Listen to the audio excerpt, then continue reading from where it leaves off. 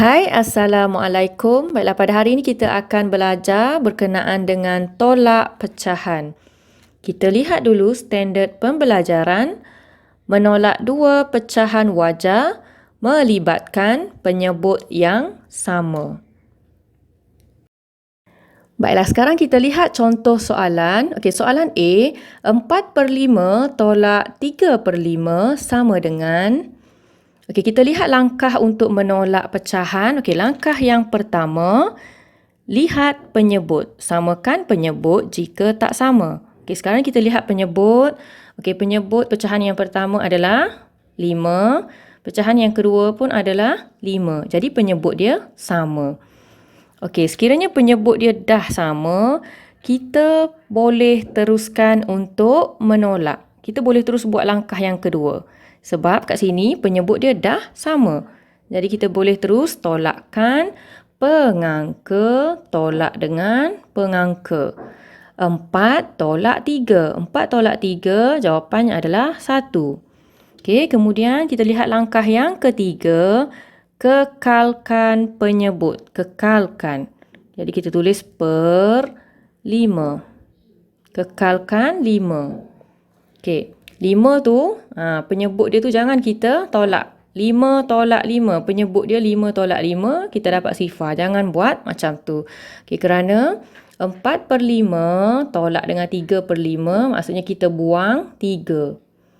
Jadi, yang masih tinggal adalah 1. Jadi, jawapannya adalah 1/5. Okey, kemudian langkah yang keempat tadi tu, permudahkan pecahan jika perlu. Okey, kita lihat jawapan dia tu. Jawapannya adalah 1/5. Kalau pengangka dia adalah 1, itu adalah dalam bentuk termudah. Okey, kerana untuk pecahan 1 tu adalah nombor yang paling kecil. Jadi kita tak perlu permudahkan. Kerana 1/5 ini dalam bentuk yang paling kecil dah. Baiklah, sekarang kita lihat soalan B. 7/8 tolak 3/8 sama dengan. Okey, macam biasa sebelum kita nak tolak, kita lihat dulu penyebut. Okey, lihat penyebut. Kalau dia tak sama, kita perlu samakan. Okey, untuk soalan B ni penyebut dia adalah sama. Kedua-dua penyebut dia adalah 8. Jadi kita boleh terus buat langkah yang kedua, iaitu tolakkan pengangka dengan pengangka. 7 tolak 3, jawapannya adalah 4. Kemudian langkah yang ketiga, kekalkan penyebut. Okey, penyebut dia adalah 8. Kita kekalkan 8. Kemudian langkah yang keempat, permudahkan pecahan jika dia boleh permudahkan. Okey, sekarang kita lihat 4 dengan 8 ni dia ada dalam sifir apa? Dia boleh bahagi dengan berapa?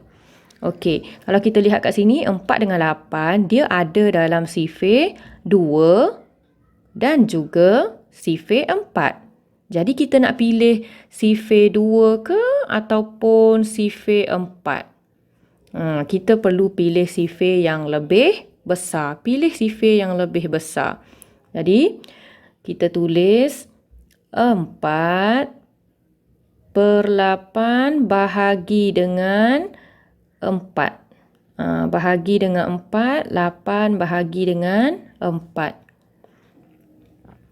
Okey, 4 bahagi 4, kita dapat 1. 8 bahagi 4, dapat 2.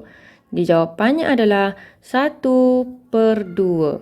Kenapa kita pilih sifir yang besar tadi? Kerana kalau kita pilih sifir yang kecil, iaitu kita pilih 2, kalau dapat jawapan, kita perlu permudahkan lagi.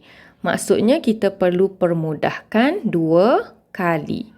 Kalau kita pilih bahagi dengan 4, kita perlu bahagi sekali sahaja. Kita perlu permudahkan sekali sahaja. Baiklah, sekarang kita lihat lagi contoh soalan C. Okey, 9/10 tolak sama dengan 3/10. Okey, sekarang kita lihat penyebut dulu. Penyebut dia adalah 10. Jadi kat sini pun kita tulis 10. Kerana penyebut dia mesti sama.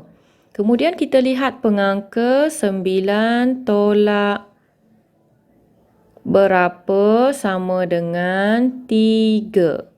Okey, 9 tolak berapa sama dengan 3? 9 tolak dengan 6. Jadi, jawapannya adalah 6/10. 9/10 tolak 6/10 sama dengan 3/10. Okey, jadi itu sahaja perkongsian cikgu untuk hari ini. Selamat belajar dan terima kasih.